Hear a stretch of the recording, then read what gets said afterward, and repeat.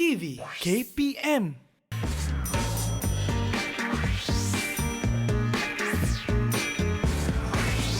Didik TV KPM. வணக்கம் மாணவர்களே, எல்லாருமே எப்படி இருக்கீங்க? கண்டிப்பாக சந்தோஷமாக இருப்பீங்க அப்படின்ட்டு நினைக்கிறேன். குறிப்பாக இன்றைக்கு தமிழ் பாடம் அங்கத்தில் வந்துட்டு நம்ம சுவாரஸ்யமான நிறைய விஷயங்களை வந்து கற்றுக்க போகிறோம். அதற்கு முன்பதாக ஒட்டுமொத்த நாடாக இருந்தாலும் சரி, உலகமாக இருந்தாலும் சரி, எல்லாருமே பேசிகிட்டு இருக்கிற ஒரு விஷயம் கோவிட்-19. கோவிட்-19 அப்படின்னு சொல்கிறப்ப இன்றைக்கு 6806 6806 கேசஸ் வந்துட்டு பதிவாகிருக்கு. வரலாற்றிலே இதான் முதல் முறை நம்முடைய நாட்டில் இவ்வளோ அதிகமான கேசஸ் வந்துட்டு பதிவாயிருக்கு அப்படின்றது குறிப்பிடத்தக்கது. நம்ம மக்களாக இருக்கும்போது என்ன செய்யணும் அப்படின்னா, மாஸ்க் போடுறது ரொம்ப ரொம்ப முக்கியமான ஒரு விஷயம். அது மட்டும் இல்லை, வெளியே போனீங்க அப்படின்னா இந்த கூடல் இடைவெளி இருக்கு இல்லையா, சோஷியல் டிஸ்டன்சிங் எப்பொழுதுமே வந்துட்டு அமல்படுத்திக்கிட்டே இருக்கணும். இது ரெண்டு கண்டிப்பாக நீங்கள் செய்ய வேண்டிய ஒரு விஷயம். முடிஞ்ச அளவுக்கு வீட்டை விட்டு வெளியவே போகாதீங்க. ரொம்ப முக்கியமான காரியத்துக்கு மட்டும் நீங்கள் வீட்டை விட்டு வெளியே போனால் ரொம்ப சிறப்பாக இருக்கும்.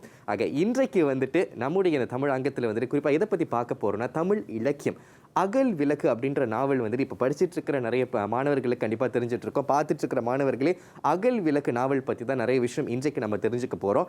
இதில் என்னென்ன மாதிரியான சுவாரஸ்யமான விஷயங்கள் இருக்கு, என்ன கற்றுக்க போகிறோம், இதெல்லாம் பார்ப்பதற்கு முன்பதாக இன்றைக்கு நம்முடன் எந்த ஆசிரியர் இணைய போகிறார் அப்படின்னு பார்த்தீங்கன்னா வந்துட்டு இளம் பூரணன். இவர் வந்துட்டு ராஜமஹாடி இடைநிலை பள்ளி கில்லானில் இருக்கு இல்லையா, அங்கே இருக்கிற ஆசிரியர் தான் வந்துட்டு இன்றைக்கு நம்முடன் இணைந்து நிறைய விஷயங்கள் வந்து நம்முடன் பகிர்ந்துக்க போகிறாரு.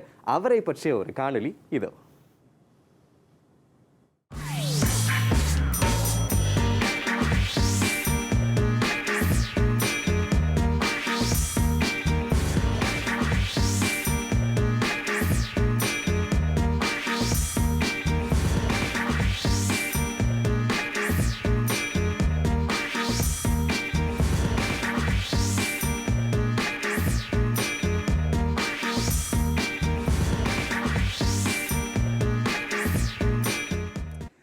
ஆக இன்றைக்கு நான் சொன்ன மாதிரியே வந்துட்டு இளம் பூரணன் சார் தான் நம்ம கூட வந்துட்டு இணைய போகிறாரு. ராஜமஹாடி இடைநிலை பள்ளியிலிருந்து முழுக்க தமிழ் இலக்கியம், குறிப்பாக இந்த அகல் விளக்கு நாவல் பற்றி வந்துட்டு நம்முடன் பகிர்ந்துக்க போகிறாரு. சார் எப்படி இருக்கீங்க? நல்லா இருக்கேன். நல்லா இருக்கீங்களா? சரி சார், முதல்ல நம்ம வந்துட்டு இன்றைக்கு பாடத்துக்கு போகிறதுக்கு முன்பதாக SOP அப்படின்ற ஒரு விஷயம் கண்டிப்பாக பின்பற்றியே ஆக வேண்டும். போய் அதை பண்ணிடலாமா? வாங்க சார். இதில் நம்ம மாஸ்க்கு கழட்டி வச்சுருவோம். சார் இதில் வச்சுருங்க.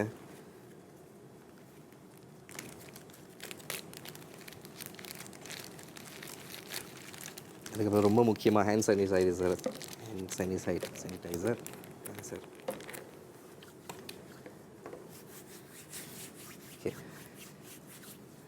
ஓகே சரி சார், இன்றைக்கு வந்துட்டு என்ன குறிப்பாக நீங்கள் கற்றுக் கொடுக்க போகிறீங்க மாணவர்களுக்கு?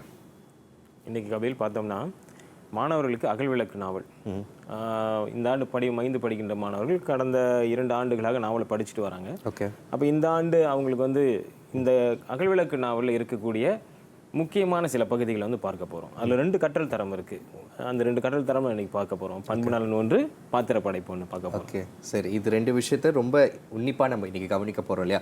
சரி, நீங்கள் வந்துட்டு ஆசிரியராக வந்துட்டு என்ன பண்ணணும் அப்படின்ற விஷயத்த வந்துட்டு சொல்லிட்டீங்க. ஆனால் இப்போ மாணவர்களும் கண்டிப்பாக வந்துட்டு என்ன நடக்க போகுது, என்ன இருக்க போகுது அப்படின்ற ஒரு ஆர்வம் கண்டிப்பாக இருக்கும் இல்லையா? மாணவர்கள் வந்துட்டு இப்போ பார்க்கறதுக்கான ஒரு தருணம் இது. உங்களுக்காக அந்த மாணவர்கள் நம்ம பார்த்துடலாம். Didik TV KPM. அனைவருக்கும் வணக்கம். என் பெயர் லைனஸ் சொல்றேன். தகப்பனாரின் பெயர் லாரன்ஸ் ராஜன். நான் SNK ராஜமாடி இடைநிலை பள்ளியில் பயிர்க்கிறேன். நான் 2 வருடமாக இலக்கிய பாடத்தை கற்று வருகிறேன். மேலும் இதனால் எனக்கு மொழி வளமும் எழுத்து வளமும் அதிகரிக்கிறது. நன்றி. அனைவருக்கும் வணக்கம். என் பெயர் தனுஷா பெரியண்ணன். நான் SNK ராஜமஹாடி இடைநிலை பள்ளியில் பயிர்கிறேன். நான் இப்பள்ளியில் சுமார் 5 ஆண்டுகளாக தமிழ் மொழி பாடத்தை எடுத்து வருகின்றேன். அது மட்டுமின்றி படிவம் 4 இருந்து நான் கூடுதலாக இலக்கிய பாடத்தையும் தொடர்ந்து எடுக்கின்றேன். இப்பாடத்தில் 3 பிரிவுகளாக பிரிக்கப்பட்டிருக்கும். அவை கவிதை, நாவல், நாடகம் அமைந்திருக்கும். இந்த இலக்கிய பாடத்தை கருதி படிக்கும்போது வாழ்க்கையின் இலக்குகளை தெரிந்து கொண்டு சிறப்பாக வாழ முடிகின்றது. ஒரு இலக்கிய மாணவியாக நான் இலக்கிய பாடத்தை எடுக்கின்றேன் என்று நினைத்து பார்த்தால் மிக பெருமையாக இருக்கின்றது. நன்றி, வணக்கம். அனைவருக்கும் வணக்கம். என் பெயர் ஹீரா ரவிச்சந்திரன். நான் ராஜமாடி இடைநிலை பள்ளியில் படிக்கும் 5 பயின்று வருகிறேன். கடந்த 2 வருடங்களாக நான் இலக்கிய படத்தை தேர்வு படமாக எடுத்து வருகிறேன். இலக்கியத்தை பாடமாக மட்டுமில்லாமல் வாழ்வில் நிறையாக அமைந்து வாழ்வில் முன்னேற வழிவகுக்கும் என்பதில் ஐயமில்லை. இலக்கியத்தில் உள்ள நாவல் மற்றும் சிறுகதையில் வரும் படிப்பினைகளை கதையில் வரும் படிப்பினையாக மட்டுமில்லாமல் வாழ்விற்கு ஒரு படிப்பினையாக எடுத்து வாழ இலக்கியம் வழிவகுக்கின்றன. என்னை போன்று நீங்களும் இலக்கிய படத்தை எடுத்து பயன்பெற மற்றும் வாழ்வில் முன்னேற நான் ஆசைப்படுகிறேன். நன்றி. D-Day TV KPM.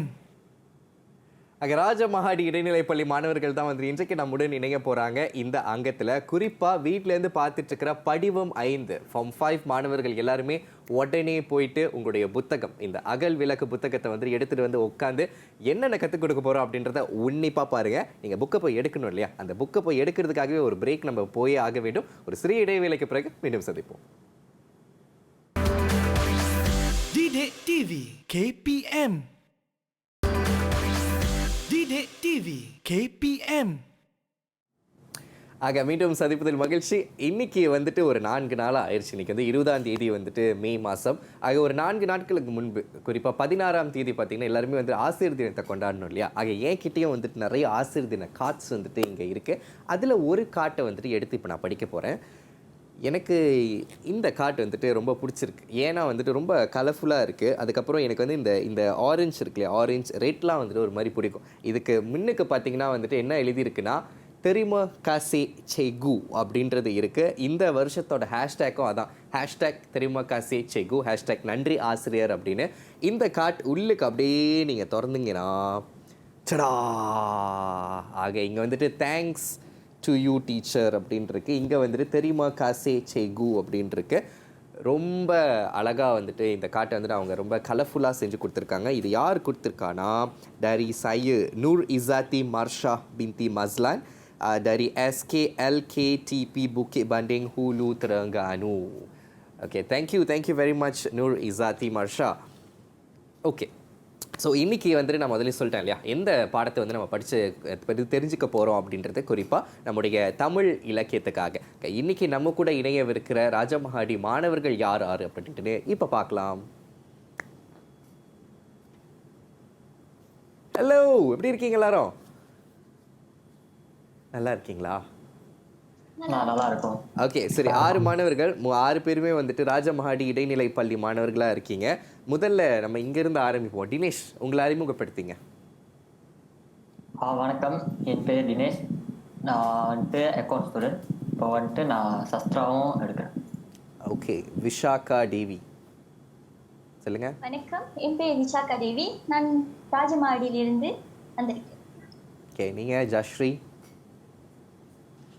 வணக்கம், என் பேர் ஜாஸ்ரீ வேலாயுதம். நான் ராஜமாடி இடைநிலை பள்ளியில் பயின்று வருகின்றேன். ஓகே, மதன் கணேஷ் சொல்லுங்க. வணக்கம், என் பெயர் மதன் கணேஷ் கவுண்டர். நான் ராஜமாடி இடைநிலை பள்ளியில் பயில்கின்றேன். ஓகே, ரவிசங்கர்? வணக்கம், என் பெயர் ரவிசங்கர் திருச்செல்வன். நான் ராஜமாடி இடைநிலை பள்ளியில் பயில்கிறேன். ஓகே, தனுஷா? தனுஷா இருக்கீங்களா?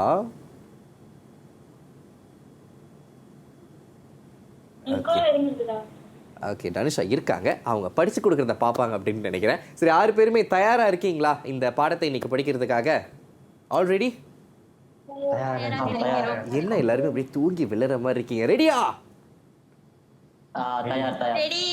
ஓகே, சரி. இப்போ வந்து 6 மாணவர்களும் சரியா ரெடியா இருக்காங்க. கண்டிப்பா நம்ம கூட இருக்கிற ஆசிரியர் திரு இளம் பூரணன் வந்து தயாரா இருப்பார் அப்படின்னு நினைக்கிறேன். தயாரா சார்? தயார். சரி, உங்கள் கையில் சார், படிச்சு கொடுங்க நம்ம மாணவர்களுக்கு. ஓகே, சரி மாணவர்களே, இன்றைக்கி நம்முடைய பாடம் அகல் விளக்கு நாவல் தொடர்பானது. அகல் விளக்கு நாவல் பார்த்தோம் அப்படின்னா மாணவர்களுக்கு வந்து தூக்கும் பொழுது அப்படி கனமாக இருக்கும். ஓகே, ஏறக்குறைய 400 பக்கங்களை கொண்ட ஒரு தடிப்பான ஒரு நாவல். கடந்த 2 ஆண்டுகளாக அதனோடு போராடிக்கிட்டு இருக்காங்க மாணவர்கள். ஓகே, ஆனால் கண்டிப்பாக கதை வந்து ரொம்பவும் சுவாரஸ்யமாக போகிறதுனால கண்டிப்பாக அந்த கதை உள்வாங்கி சிறப்பாக படிச்சிருப்பாங்க. ஓகே, அப்போ படித்ததுக்கப்புறம் மாணவர்கள் கண்டிப்பாக இந்த ஆண்டு எந்தெந்த பகுதிகளுக்கு முக்கியத்துவம் செலுத்தணும் அப்படின்னு நம்ம இன்றைக்கி 2 கற்றல் தரங்களை வந்து பார்க்க போகிறோம். முதலாவது கற்றல் தரம் என்னன்றதை வந்து நம்ம பார்ப்போம். சரிங்களா? முதல் கற்றல் தரம் நம்ம பார்த்தோம் அப்படின்னா, அதாவது நாவலின் துணை கதை பாத்திரங்களின் பாத்திர படைப்புகளை பகுத்தாராய்ந்து விவரிப்பது. அடுத்ததாக நாவலின் துணை கதை பாத்திரங்களின் பண்பு நலன்களை ஆராய்ந்து விவரிப்பது. இந்த பண்பு நலன் பாத்திர படைப்பு என்பதற்கு நம்ம 2 துணை கதை பாத்திரங்களை முதன்மையாக வைத்து நம்ம இன்னைக்கு பார்க்க போகிறோம். அதில் முதலாவதாக பார்த்தோம் அப்படின்னா சந்திரன். சந்திரன் என்ற கதை பாத்திரம் வந்து மாணவர்களுக்கு வந்து தெரியும். இந்த நாவலில் வந்து துணை பாத்திரத்தில் மிக முக்கியமானவர். அப்புறம் மாலன் என்ற ஒரு கதை பாத்திரம் இருக்குது, அதுவும் வந்து துணை பாத்திரத்தில் கொஞ்சம் முக்கியமான ஒரு பாத்திரமாக இருக்கின்றது. சரி பார்ப்போமே. இப்போ அகல்விளக்கு நாவல் அப்படின்னு சொல்லும்போது முக்கியமான எத்தனையோ கதை பாத்திரங்கள் இருக்கின்றன. ஏறக்குறைய ஒரு 29 கதை பாத்திரங்கள் வந்து இருக்கின்றன. அதில் குறிப்பிடத்தக்கவர்களாக இந்த 4 பேரை வந்து நான் குறிப்பிடுறேன். ஏனென்றால் இந்த நாவலில் இந்த 4 பேருக்கு தனி கதை இருக்கின்றது. அவங்க வாழ்க்கை போராட்டங்கள் காட்டப்படுகின்றது. அப்போ இந்த 4 வரையும் மாணவர்கள் என்ன பண்ணணும் அப்படின்னா கவனமாக பார்த்து கொள்ள வேண்டும். முதலாவது பார்த்தீங்க அப்படின்னா வேலையன் முதன்மை பாத்திரம். இவர் தான் அந்த நாவலுக்கு முதன்மை பாத்திரம். அடுத்து நம்ம இன்று பார்க்க போன்ற சந்திரன் துணை பாத்திரத்தில் மிக முக்கியமான ஒரு பாத்திரமாக இருக்கின்றார். அடுத்ததாக மாலன் நம்ம இன்னைக்கு பார்க்க போகிற பாத்திரத்திலும் குறிப்பிடத்தக்கவர். அடுத்ததாக பாக்கிய அம்மையார். இந்த 4 தனி கதைகள் இருப்பதனால், ஓகே, வாழ்க்கை போராட்டங்கள் இருப்பதனால் தான் நாவலில் முக்கியமான பாத்திரமாக நம்ம இதை சொல்கிறேன். அப்போ மாணவர் என்ன செய்யணும்? இந்த நாவலை ஆய்வு செய்யும் பொழுது அல்லது படிக்கும் பொழுது மீள்பார்வை செய்யும் போது இந்த 4 கதை பாத்திரங்களுக்கும் முக்கியத்துவம் கொடுத்தீங்க அப்படின்னா ஏறக்குறைய நாவலுடைய ஒரு 80 விழுக்காட்டு கதையை நீங்கள் உள்வாங்கிக்கலாம். மற்ற துணை பாத்திரங்கள்லாம் பார்த்தீங்க அப்படின்னா இந்த பாத்திரத்தோடு அப்பப்போ ஒட்டி உறவாடிட்டு போகிற பாத்திரங்களாக தான் இருக்காங்க. சரிங்களா? ஓகே, இப்போ நம்ம இன்றைக்கி முதல் கற்றல் தரத்துக்கு வரோம், பாத்திர படைப்பு. இப்போ யாருடைய பாத்திர படைப்பை பார்க்க போகிறோம் அப்படின்னா சந்திரன். சந்திரன் என்பவர் இந்த நாவலில் துணை பாத்திரத்தில் மிக மிக முக்கியமானவர். இந்த கதை ஓட்டத்தில் ஒரு 400 பக்கம் சொல்கிறேன்ல, இந்த 400 பக்க நாவலில் சந்திரன் என்பவர் பார்த்தீங்க அப்படின்னா வாழ்க்கை போராட்டங்களை சந்தித்து நம்ம வாசிக்கிற மாணவர்களை கதையோடு கூட்டிகிட்டு போகிற ஒரு பாத்திரம். என்னதான் வந்து முதன்மை பாத்திரம் வேலைனாக இருந்தாலும் வாழ்க்கையோட போராட்டங்களை வந்து அளவுக்கு அதிகமாக சந்தித்து வாழ்க்கையில் பல திருப்பங்களை அடைந்த ஒரு பாத்திரமாக நம்ம. அப்போ சந்திரன் அப்படின்ற கதாபாத்திரத்தை நம்ம உள்வாங்கி படிக்கல அப்படின்னா வந்துட்டு இந்த கதையை அந்த அளவுக்கு நமக்கு புரியாது. ஆமாம், அது மாணவர்களுக்கும் தெளிவாக தெரியும்னு நினைக்கிறேன். ஓகே. இப்போ 2 பாத்திரத்தை ஒப்பிடும் பொழுது கூட இந்த நாவலில் சந்திரன் தான் மனசில் நிற்கிறார். ஓகே. ஏன்னா இந்த நம்ம மாணவர்கள் வாழ்க்கையோடு தொடர்புடைய பல சம்பவங்களை அவர் கடந்து வருவார். மாணவர்கள் விரும்பி அந்த பாத்திரத்தை வந்து பார்ப்பாங்க. படிக்கிற எல்லாருக்குமே சந்திரனை கண்டிப்பாக பிடிக்கும்ன்றீங்களா? ஆரம்பத்தில் பிடிக்கும், போக போக பிடிக்கும். அதில் தான் ஒரு ட்விஸ்ட் இருக்கா? ஓகே. சரி, பாத்திர படைப்பு அப்படின்றத நம்ம சந்திரனுக்கு பார்க்க போகிறோம். அதற்கு முன்பாக இந்த சந்திரன் யார் அப்படின்ற ஒரு எளிய அறிமுகத்தை வந்து பார்த்துருவோம். பார்த்தீங்க அப்படின்னா வேலையனின் நண்பன், அடுத்து பெருங்காஞ்சியில் வசிப்பவன், சாமண்ணாவின் மகன், கற்பகத்தின் அண்ணன், வள்ளியின் கணவன், ஒழுக்கமற்றவன், மனக்கட்டுப்பாடு இல்லாதவன், தொழுநோய்க்கு ஆளானவன். இப்போ பார்த்தீங்க அப்படின்னா இது ஒட்டு மொத்த பார்வை. இப்போ மாணவர்கள் வந்து இந்த குறிப்புகளை வைத்து நாவலை படித்து முடிச்சிருந்தாங்க அப்படின்னா சந்திரனுடைய முழு வாழ்க்கையும் தெரிந்து கொள்ளலாம். ஆமாம், பார்க்கும்போதே ஓரளவுக்கு தெரியுது. இது வந்து ஒரு எளிய அறிமுகம் தான். அடுத்து அவருடைய வாழ்க்கை போராட்டங்களை நம்ம கண்டிப்பாக பார்த்தாகணும். ஏன்னா நம்ம அந்த பாத்திர படைப்பு பார்ப்பதற்கு முன்பாக இந்த வாழ்க்கை போராட்டங்கள்லாம் பார்த்துட்டு வந்தால் தான் பாத்திர படைப்பு மாணவர்கள் சொல்லும்போது எத்தகையது அப்படின்னு நம்ம வரையறுக்க முடியும். இப்போ அந்த வகையில் பார்த்திங்க அப்படின்னா இந்த சந்திரனோட பாத்திர படைப்பை 4 பிரிவுகளாக பிரிக்கிறோம். அவரோட வாழ்க்கை வந்து உயர்நிலை, அதாவது ஆரம்ப பள்ளியில் தொடங்கி அவர் இறுதியில் இறந்து போகின்ற வரைக்கும் அவருடைய வாழ்க்கை பயணம் வந்து இந்த நாவலில் வந்து இருக்குது. இந்த நாவலில் பார்த்திங்கன்னா முதல் கட்டமாக அவரோட வாழ்க்கையை நம்ம எப்படி ஆராயலாம் அப்படின்னா வாலாசாபேட்டை உயர்நிலை பள்ளியில் அவர் வந்து படிக்க வருகின்ற அந்த ஒரு காலகட்டத்தை வந்து ரொம்ப முக்கியமான காலகட்டம். அந்த காலகட்டத்தை நம்ம பார்த்துருவோம். வாலாசாபேட்டையில் வேலையினோட நட்பு கொள்ளுதல், அங்கே தான் அவருடைய நட்பு தொடங்குது. வேலையினோடு அந்த முதன்மை பாத்திரத்தோட நட்பு தொடங்குது. அடுத்ததாக கல்வியில் சிறந்து விளங்குதல். அவர் ஆரம்பத்திலே வந்து சிறந்தவராக தான் இருப்பார். அதுக்கப்புறம் வாலாசாபேட்டை வந்ததுக்கப்புறம் அந்த கல்லூரியில் ஒரு சிறந்த மாணவனாக தான் இருப்பார். அவர் பாருங்க, சிறந்த மாணவனாக இருக்கின்ற சந்திரன் எப்படி ஆகிறார் அப்படின்றத நம்ம அடுத்தடுத்து பார்க்கலாம். வேலையனுக்கு உதவியாக இருத்தல், கணித பாடத்தில் உதவியாக இருக்கார். சிரங்கு நோய், வேலையின் சிரங்கு நோயில் அவதியுறும்போது அவருக்கு வந்து ஆறுதலாக இருக்கின்றார். அதுபோல் தான் நிமோனியா காய்ச்சல் கண்டு தேர்வு எழுத முடியாத சூழல் போகும்போது வேலையனுக்கு இவர் ஆறுதலாக இருக்கின்றார். இப்படி ஒரு நல்ல பண்புகள் கொண்ட பாத்திரமாக ஆரம்பத்தில் வந்து சந்திரனை வந்து நம்ம பார்க்குறோம். அடுத்ததாக இந்த பெருங்காஞ்சியில் விடுமுறை, இது நாவலில் ரொம்ப முக்கியமான ஒரு சம்பவம். சந்திரன் எப்படிப்பட்டவன், அவனுக்குள்ளும் இப்போ நல்லவன் நினச்சிக்கிட்டு பார்த்துக்கிட்டு இருக்கலாம், அவனுக்குள்ளும் என்ன மாதிரியான எதிர்மறை குணங்கள் இருக்குது அப்படின்றத வந்து இந்த பெருங்காஞ்சியில் விடுமுறை கழிக்கும் போது அந்த சம்பவம் தான் நமக்கு தெளிவாக காட்டுது. மாணவர் கண்டிப்பாக இந்த சம்பவத்தை வந்து புரிஞ்சுக்கணும். அது என்ன சம்பவம்னு பார்த்தீங்க அப்படின்னா முதலாவதாக கிணற்றில் குளித்ததை மறைத்து வேலையனை பொய் சொல்ல சொல்லுதல். அதாவது வேலையன் வந்து கிணற்றில் குளித்துட்டு நீச்சல் கற்றுக்கணும், கிணத்துல குளிச்சுட்டு அவர் வந்து அவங்க அத்தை கிட்ட வந்து வேலையின் சந்திரன் வந்து பொய் சொல்ல சொல்லிடுவார். கிணற்றில் குளித்தா சொல்ல வேணாம், ஏன்னா ஏசுவாங்க அப்படின்னு சொல்லிட்டு பொய் சொல்ல சொல்லி மறைக்க சொல்லுவார். குளியல் அறையில் போய் நீ சுடுநீரை அள்ளி ஊற்றிட்டு வெளியே வந்துடு அப்படின்னும்போது வேலையனுக்கு வந்து ஒரு நெருடல் ஏற்படுது. இன்னும் நல்ல பையனாக பார்த்தோமே, திடீர்னு பொய் சொல்ல சொல்கிறாரு அப்படின்னு ஒரு நெருடல் ஏற்படுது சந்திரன் மேலே. அடுத்ததாக பார்த்தீங்கன்னா இன்னொரு சம்பவம்.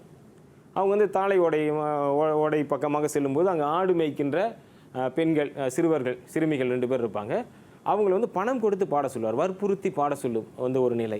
அதை பார்க்கும் பொழுது வேலையனுக்கு வந்து ஒரு மன சங்கடம் ஏற்படுது. ரொம்ப நல்ல பையன் நினச்சுமே, நல்லா படிக்கிறவன் நினச்சுமே, இவன்ட்ட இந்த மாதிரியான எதிர்மறையான பண்புகள் இருக்குன்னு சொல்லிட்டு ஒரு நெருடலும் வருத்தமும் ஏற்படுகின்றது.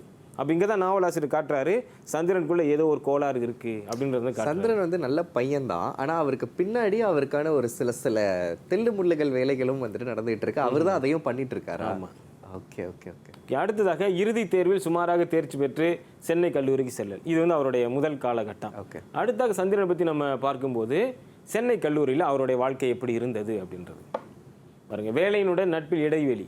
ஆரம்பத்தில் நெருங்கிய இருந்தவர்கள் இவர் கல்லூரிக்கு சென்ற பிறகு ஒரு இடைவெளி ஏற்படுகின்றது. ஏன்னா முதலாண்டு சென்று விடுவார்.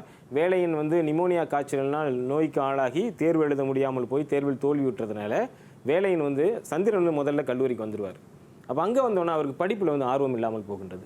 கல்வியில் வீழ்ச்சி, நாடகத்தில் ஈடுபாடு, புறப்பாட நடவடிக்கை, கூடா நட்பு இப்படின்னு தொடர்கின்றது அவருடைய சந்திரனோட வாழ்க்கை. இப்போ சாந்தலிங்கத்தினுடனான கழிப்பறை சிக்கல், இது ஒரு இன்னொரு சிக்கல். என்ன அப்படின்னா, இந்த சந்திரனை பற்றி சொல்லும்போது இதை நம்ம கண்டிப்பாக சொல்லி ஆகணும். என்ன அப்படின்னா, சாந்தலிங்கம் என்பது ஒரு காந்தியவாதி.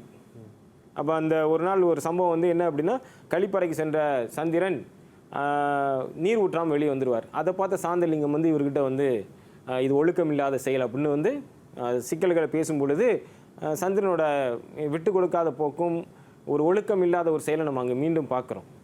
அடுத்ததாக ரொம்ப முக்கியமான ஒரு சம்பவம் இது. சந்திரன் வாழ்க்கையில் ஒரு மிகப்பெரிய திருப்பத்தையும் வாழ்க்கையில் தலைகீழாக மாறி போனதற்கான ஒரு சம்பவம் என்ன அப்படின்னா, இமாவதியுடன் ஒரு தலை காதல். அச்சச்சோ. இமாவதி அப்படின்னு ஒரு துணை பாத்திரம் இருக்கின்றது. அந்த பாத்திரத்தோடு நெருக்கமாக பழகிறாரு. ஆனால் அந்த பெண் பார்த்தீங்க அப்படின்னா, இமாவதி பார்த்தீங்க அப்படின்னா அண்ணன் போல் பழகிட்டு வராங்க. ஆனால் இவர் மனசுக்குள்ள ஆசையை வந்து வளர்த்து கொண்டு போகின்றார். இப்போ அதுதான் வந்து அவருக்கு பெரிய சிக்கலாக அமையுது. பார்த்தீங்க அப்படின்னா இமாவதியுடனான ஒருதலை காதல் தோல்வி உறுகின்றது. அப்போ ஒரு நாள் வந்து இமாவதி திருமண அழைப்புதலையும் அதே வேளையில் கடிதத்தையும் அனுப்பி திருமணத்துக்கு வந்து சொல்லும்போது சந்திரனுக்கு வந்து அப்படி வெடிச்சிருது. அந்த வலி இருக்க சார், மாணவர்களுக்கு அந்த வலி தெரியும். ஓகே, அப்படின்னும் போது அவர் ரொம்ப நொந்து போகிறாரு. அதுதான் அவர் வாழ்க்கையில் ஒரு பெரிய மாற்றத்தை கொண்டு வருது. அப்போ பெரிய தோல்வி நினைத்து கல்லூரியை விட்டு ஓடுகின்றார். நீலகிரி மலைக்கு ஓடி தாயம்மா என்ற பெண்ணுடன் வந்து இன்னொரு வாழ்க்கையை தொடர்ந்து வாழ்கின்றார். கல்லூரியை விட்டுட்டு போயிட்டாரு, குடும்பத்தையும் விட்டுட்டு போயிட்டார். அப்போ அதுக்கப்புறம் பார்த்தீங்க அப்படின்னா வாழ்க்கை அவர் ஒரு பெரிய சிக்கலுக்கு வந்து போய்கிட்டு இருக்கு. அடுத்ததாக சாமண்ணா மீண்டும் பெருங்காஞ்சிக்கு அழைத்து வருதல். இப்படி நீலகிரி மலையில் மாட்டிக்கிட்டு அங்கே இன்னொரு பெண்ணோட வாழ்க்கை ஒரு பிணைப்பில் இருக்கின்ற சந்திரனை வந்து சாந்தலிங்கத்தின் வழி வேலையின் கண்டறிந்து சாமண்ணாவை அழைத்து கொண்டு போய் பேசி கீசி கூட்டிகிட்டு வந்துடுறாங்க. பெருங்காஞ்சிக்கு வந்து திரும்பவும் வந்து சந்திரனை கூட்டிக்கிட்டு வந்துடுறாங்க. ஏன்னா நீலகிரி மலையிலேருந்து கண்டுபிடிச்சி கூட்டிகிட்டு வந்துடுறாங்க. அடுத்து பார்த்திங்க அப்படின்னா அவருடைய திருமண வாழ்க்கை. இவரோட திருமண வாழ்க்கை பார்த்திங்க அப்படின்னா அவர் பெரிய ஒரு பாதிப்பிலிருந்து மீண்டு திருமணம் செய்து வைத்தா திருந்திடுவார் அப்படின்ற ஒரு சிந்தனையில் வந்து என்ன நடக்குது அப்படின்னா திருமணம் பண்ணி வைக்கிறாங்க. வள்ளியுடன் திருமணம் செய்து வைக்கின்றார்கள். இந்த திருமணத்தை செய்து வைக்கிறது அவருடைய நண்பரா என்னது? அவர் சாமண்ணா, அவன் குடும்பமே தான். அப்பா வந்து சாமண்ணா, அவர் தான் திருமணம் செய்து வைக்கின்றார். வள்ளியை சிறுமைப்படுத்தி கொடுமைப்படுத்துதல். அப்போ திருமணமான பிறகு தன் மனைவியை வந்து கொடுமைப்படுத்தி சிறுமைப்படுத்தி இழிவாக பேசி, ஓகே, அதோடு மட்டுமல்லாமல் அவர் கூட ஒரு மிகப்பெரிய சிக்கலே பார்த்தீங்க அப்படின்னா குடும்ப பொறுப்பில்லாமல் இருத்தலும் அவருக்குள்ள ஏற்பட்ட பாலியல் சிக்கலும் தான். ஓகே, அவருடைய அந்த பாலியல் சிக்கலில் வந்து அவரை கட்டுப்படுத்த முடியாத நிலையில் பல தவறான நடவடிக்கையில் அவர் ஈடுபடுறாரு. அதில் பார்த்தீங்க அப்படின்னா ஊரில் உள்ள பெண்களுடன் தொடர்பு வைத்துக் கொள்ளுதல். அப்போ அந்த ஊரில் உள்ள பெண்களோடு தொடர்பு வைத்து அந்த பெண்கள் வாழ்க்கையும் சீரழித்த மாதிரியான ஒரு பாத்திரம் தான் வந்து சந்திரன். பாருங்கள், ஆரம்பத்தில் ரொம்ப நல்லவராக வந்த ஒரு கதை பாத்திரம் தன்னுடைய பருவ மாற்றத்தினால் ஏற்படும் அந்த கோளாறுகளை வந்து கட்டுப்படுத்த முடியாதனால் வாழ்க்கை பிறந்து அப்படியே வந்து தவறான பாத்திரமாக மாறி கடைசியில் பாலியல் சிக்கலுக்கு ஆளாகின்ற ஒரு பாத்திரமாக போகிறாரு. கொடுமை தாங்காமல் வள்ளி தற்கொலை. இப்போ இந்த கொடுமை அப்புறம் சந்திரனோட போக்கெல்லாம் பார்த்து வள்ளி தாங்க முடியாமல் கிணற்றில் விழுந்து தற்கொலை செய்து கொள்கிறாங்க. அப்போ அதோடு வந்து அதையும் எதிர்கொள்ள முடியாமல் சந்திரன் என்ன செய்கிறாரு, அப்போ தொழுநோய் வர ஆரம்பிச்சிருது அவருக்கு. என்ன செய்கிறாரு, சந்திரன் நாடி சென்னைக்கு ஓடி வராரு. அதுதான் இறுதி காலம், அவரோட இறுதி காலகட்டம் அதுதான். ஓகே, தொழுநோய்க்கு ஆளாகி வேலையினை சந்தித்தல். அந்த காலகட்டத்தில் தான் உணர்றாரு தான் செய்தது தப்பு. எப்போதும் போல தான் அடிப்பட்ட பிறகு தான் வந்து மாணவர்களுக்கு வந்து தெரியும் இது தவறு அப்படின்னு. தெரியாத வரைக்கும் தான் தோண்டித்தனமாக போன போக்கு தான். அப்படி தான் சந்திரனும் தவற்றை உணர்ந்து வருந்தி திருந்துறாரு. உறவுகளுக்கு அதாவது அந்த காலகட்டத்தில் பார்த்தீங்க அப்படின்னா அவருக்கு வந்து நோய் முற்றிடும். அந்த தொழுநோய் வந்து முற்றி சிகிச்சை பலனளிக்காமல் போகிற காலகட்டத்தில் தான் வந்து வேலையை அவரை வைத்து அரவணைப்பார்.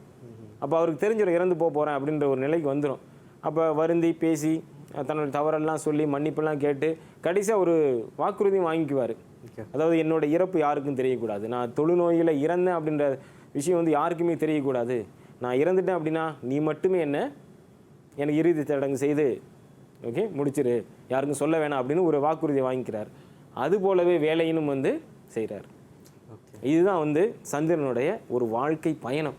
இதுக்கு தான் சார் வாழ்க்கையில் நட்பு அப்படின்றது ரொம்ப ரொம்ப முக்கியம் அப்படின்னு சொல்லி ஆரம்பத்திலிருந்தே அவர் வந்துட்டு வேலையின் கூட இருந்திருந்தா இப்படிப்பட்ட ஒரு சிக்கலுக்கு அவர் ஆளாகி இருக்க மாட்டார் இல்லையா? பாருங்க, இலக்கியம் வந்து கணக்கா கபில் வந்து இன்னைக்கு வந்திருந்தாலும் கணக்கா பிடிச்சிட்டாரு பாருங்க. இப்போ மாணவர்கள் இதுதான், மாணவர்களுக்கும் வந்து இதே நிலை தான். பள்ளியில் நீங்கள் படிக்கிறீங்க, உங்களோட நட்பு வந்து ஏறக்குறை இப்படி தான், நல்ல நட்பாக இருக்கணும். நல்ல நட்பு வந்து புறக்கணிக்கக்கூடாது. இப்போ வேலையின் வந்து எத்தனையோ முறை வந்து சந்திரனை வந்து திருத்துவதற்கு முயற்சிகள் எடுத்திருப்பார், முயற்சி எடுத்தார், அறிவுறுத்தி இருப்பார், இதை செய்யாதுன்னு சொல்லியிருந்தார். ஆனால் கேட்கவே இல்லை. இவர் வந்து தன்னுடைய போக்கிலேயே போய்கிட்டு இருந்தார். அந்த ஒரு சிக்கல் தான் அவருடைய வாழ்க்கை இறுதியில் முடிந்தது. Okay okay. பார்த்தீங்க அப்படின்னா ஒரு ஏறக்குறைய நாவலில் வந்து பெரும் பகுதியை ஆக்கிரமித்து கொண்ட பாத்திரம், மனசில் நிற்கிற பாத்திரம். ஆமாம். என்னதான் வந்து நல்லவனாக, அதாவது நல்ல பையனாக இருந்து வாழ்க்கையில் சில மாற்றங்களினால் சில மனக்கட்டுப்பாடு இன்மையினால் வந்து அவர் வந்து வாழ்க்கையை தொலைக்கின்ற நிலைக்கு போயிட்டார். இப்படிப்பட்ட இந்த பாத்திரம் தான் நம்ம பாத்திர படைப்பு வந்து பார்க்க போகிறோம். ஓகே. இப்போ பாத்திர படைப்பு அப்படின்னு என்ன அப்படின்னா மாணவர்களுக்கு வந்து ஒரு தெளிவு வேண்டும். இப்போ நம்ம இப்போ கதை சொன்ன பாருங்களேன். ஓகே, 4 காலகட்டமாக வந்து கதை சொன்னேன். அந்த கதையில் சந்திரனுடைய முழுமையான ஒரு பிம்பத்தை வந்து நம்ம பார்த்தோம். அதில் பார்த்தீங்க அப்படின்னா ஏன் சந்திரன் இப்படி படைக்கப்பட்டார் அப்படின்னு ஒரு கேள்வி இருக்குது. ஏன்னா கதை என்பது அதன் வழி கருத்து சொல்வதற்கு தான் வந்து நாவலாசிரியர் மூவா வந்து சந்திரனை படைச்சிருக்காரு பாருங்களேன். அப்போ ஏன் படைச்சார் அப்படின்ற ஒரு கேள்வி எழும்போது அதுதான் பாத்திர படைப்பு. இப்போ மாணவர்களோட கேட்கலாம், அப்போ ஏன் படைத்தார் அப்படின்னு யாராவது ஒரு ஆள் சொல்லுங்களேன் பார்ப்போம். யாராவது பதில் சார் நான் சொல்லிட்டேன் சார். சொல்லுங்க மதன். சார் அவர் ஏன் படிச்சாருன்னா வந்து நல்ல நண்பர்கள் கூட சேரணும் அந்த நோக்கத்தில் படிச்சிருக்காரு. அவர் வந்து தவறான நண்பர்கள் கூட சேர்ந்துட்டாரு. ஓகே, அப்போ வந்து நல்ல நட்போடு சேர்ந்தால் வாழ்க்கை நல்லா இருக்கும். ஓகே, கூடா நட்பு சீரழிக்கும் அப்படின்ற ஒரு சிந்தனையை மக்களுக்கு அல்லது மாணவர்களுக்கு கொடுப்பதற்காக மூவா வந்து இவரை இந்த மாதிரி ஒரு பாத்திரமா. எனக்கும் ஒன்று தோணுது சார், நம்ம பெண்களை எந்த அளவுக்கு வந்துட்டு நம்ம வாழ்க்கையில வழி நடத்தி கொண்டு போறோமோ அந்த அளவுக்கு நம்ம வாழ்க்கை இருக்கும் அப்படின்னு சொல்லுவாங்க. அவருடைய வாழ்க்கையில வந்த பெண்களை அவர் சரியா கொண்டு போயிருந்தா ஒருவேளை அவர் வாழ்க்கை நல்லா இருந்திருந்தாலும் இருந்திருக்கலாம் இல்லையா? பாருங்க, அப்போ பெண்களை மதிக்க வேண்டும், பெண்களை போற்ற வேண்டும், அது வாழ்க்கையில வந்து ஒரு சிறந்த நிலையை கொடுக்கும் அப்படின்ற ஒரு செய்தியை சமுதாயத்துக்கு சொல்வதற்காக இப்போ சந்திரனை வந்து இப்படி படைச்சிருக்காரு. ஏன்னா அவர் பெண்களை மதிக்காத போக்கினால் பார்த்தீங்க அப்படின்னா வாழ்க்கையில சீரழிந்தார் என்பது தெல்ல தெளிவான ஒரு உண்மை. சரிங்களா? ஆவதும் பெண்ணாலே அழிவதும் பெண்ணாலே அப்படின்றது தான். அப்போ இன்னைக்கு ஆனதும் பெண்ணால தான், சந்திரன் அழிந்ததும் பெண்ணால தான். சரி, ஓகே. இப்போ வந்து நம்ம ஒரு முக்கியமான ஒரு பகுதிக்கு வரோம். பாத்திர படைப்பு அப்படின்னா என்னன்னு தெரிஞ்சுக்கங்க. பாத்திர படைப்பு என்ன அப்படின்னா கதை பாத்திரங்கள் படைக்கப்பட்டதின் நோக்கம். ஒரு நாவலாசிரியர் இந்த பாத்திரத்தை இந்த தன்மைகளோடு ஏன் படைத்தார் அப்படின்னு அதுக்கு பின்னணியில் ஒரு நோக்கம் இருக்குது. அந்த நோக்கம் தான் நம்ம இன்னைக்கு பார்க்க போகிறோம். சந்திரன் ஏன் படைக்கப்பட்டார் அப்படின்னு, அப்புறம் எப்படி படைக்கப்பட்டுள்ளார் அப்படின்னு முதல் கேள்வி கேட்கணும் மாணவர்கள். இப்போ நான் வந்து பார்க்கும்போது பார்த்தீங்கன்னா அந்த கதை ஓட்டத்தில் சந்திரன் எப்படியெல்லாம் படைக்கப்பட்டார். ஓகே, பெண்மோகம் கொண்டவராக படைக்கப்பட்டிருந்தார், கல்வியில் அக்கறை இல்லாதவராக படைக்கப்பட்டிருந்தார், நண்பனின் நட்பை புறக்கணித்தவராக படைக்கப்பட்டிருந்தார். அதுதான் அவருடைய படைப்பு எப்படி இருந்தது அப்படின்னு. அப்போ ஏன் அப்படி படைக்கப்பட்டார் அப்படின்னா நம்ம வாசகரோட, அதாவது நாவலாசிரியரோட நோக்கத்துக்கு வந்து போகிறோம். ஏன் வந்து அவரை அப்படி படைத்தார் அப்படின்போது அதற்கும் ஒரு பதில் நம்ம சொல்லணும். அப்போ சமூகம் நோக்கம் வந்து அங்கே வந்து இருக்கின்றது. சரிங்களா? அப்போ இது ரெண்டுக்குமே பதில் சொல்வது தான் பாத்திர படைப்பு. பாருங்க, இப்போ சந்திரன் என்ற கதை பாத்திரம் எப்படி படைக்கப்பட்டது முதல்ல. இப்போ எடுத்துக்காட்டிற்கு நம்ம 3 தான் கொடுத்துருக்கோம். ஆனால் மாணவர்கிட்ட அப்புறம் கேட்டோம் அப்படின்னா நிறைய சொல்லுவாங்க. ஏன்னா அது ஒரு நீண்ட பாத்திரம் பாருங்கள், அதாவது நீண்ட கதை போக்க கொண்ட பாத்திரம் அப்படின்றதுனால நிறைய இருக்குது. ஓகே, சரி, முதலாவதாக பார்ப்போம். நல்லொழுக்கமும் மனக்கட்டுப்பாடும் இல்லாதவனாக படைக்கப்பட்டுள்ளான். அப்போ நான் கதை சொல்லும் போதே நீங்கள் பார்த்தீங்க, நல்லொழுக்கமும் மனக்கட்டுப்பாடும் அவன்கிட்ட இல்லை, அப்படியான பாத்திரமாக படைக்கப்பட்டுள்ளான். அடுத்து பாருங்க, நல்ல நட்பை புறக்கணிப்பவனாக படைக்கப்பட்டுள்ளான். சரிங்களா? இப்போ வேலையினோட நட்பை புறக்கணிச்சிருந்ததுனால தான் இவ்வளவு சிக்கலும். அடுத்தது பாலியல் மோகம் கொண்டு வாழ்க்கையில் சீரழிபவனாக படைக்கப்பட்டுள்ளான். சரிங்களா? இது மூன்றும் அவர் படைக்கப்பட்டதன் விதம், அதாவது ஏறக்குறைய பண்பு நலன் கூட சொல்லலாம். இவர் இந்த தன்மையோடு தான் படைக்கப்பட்டு இருக்கின்றார் அப்படின்னு. சரிங்களா? இப்போ மாணவர்கிட்ட வந்து நான் அடுத்து போகிறதுக்குள்ள ஒரு கேள்வி கேட்கலான்னு இருக்கேன். என்ன அப்படின்னா, இப்போ இதில் வந்து ஒரு படைப்பு இருக்குல்ல, பாத்திர படைப்பு. ஓகே, இந்த பாத்திர படைப்பு ஏன் படைக்கப்பட்டது? இப்போ ஒரு எடுத்துக்காட்டுக்கு எடுத்துக்குவோம். நல்ல நட்பை புறக்கணிப்பவனாக படைக்கப்பட்டுள்ளான் அப்படின்னு ஒரு பாத்திரம் இருக்கு. ஏன் இந்த பாத்திரம் படைக்கப்பட்டது? சொல்லுங்க மாணவர்களே, ஏன்? நான் முதலே சொன்னேன், பாத்திர படைப்புனா சமூகத்துக்கு ஒரு செய்தியை ஆசிரியர் சொல்வதற்காக படைத்தார் அப்படின்னு. அப்போ என்ன செய்தியை சமூகத்துக்கு சொல்ல வராங்க இந்த பாத்திரத்தின் வழி? யாருக்கு பதில் தெரியும்? ரவிசங்கர். அச்சோ, என் பேரை கூப்பிட்டுட்டாங்களே. சொல்லுங்க. நல்ல செய்தி படைக்கப்பட்டுள்ளார். இல்லை, அதான் இப்போ நல்ல செய்தி என்ன செய்தி? இப்போ நல்ல நட்பை புறக்கணிக்கிறான், ஓகே, அப்படின்ற பாத்திரமாக இருக்கின்றது. அப்போ சமுதாயத்தில் வந்து என்ன செய்தியை சொல்ல வருகின்றார் கதாசிரியர் இதன் வழி? சொல்லுங்க விஷாக்கா. அதாவது நம்ம கூட நட்பு வந்து எப்பவுமே நம்ம நட்பா பழகும் பொழுது நல்ல நட்பு எது கூட நட்பு எதுன்ட்டு தெரிஞ்சுட்டு பழகணும். இல்லைன்னா அது பெரிய விபரீதத்தில் தான் போய் முடியும். ஓகே ஓகே, சரி, தெளிவாக அந்த கடைசியில் விபரீதத்தில் போய் முடியும் அப்படின்னு சொன்னாங்களே, அப்போ அதில் ஒரு தெளிவு இருக்குது. ஆமாம். அப்போ மாணவர்களே பாருங்கள், இப்போ பாத்திரம் படைக்கப்பட்டதற்கு பின்னணியில் ஒரு நோக்கம் இருக்கின்றது. அந்த நோக்கத்தை தான் அடுத்து நம்ம பார்க்க போகிறோம். பாருங்கள். ஓகே, சந்திரன் கதை பாத்திரம் ஏன் அப்படி படைக்கப்பட்டது அப்படின்னு கேள்வி கேட்கும்பொழுது அதோட நோக்கத்துக்கு வரும். நல்லொழுக்கமும் மனக்கட்டுப்பாடும் இழந்தால் வாழ்க்கை சீரழியும்.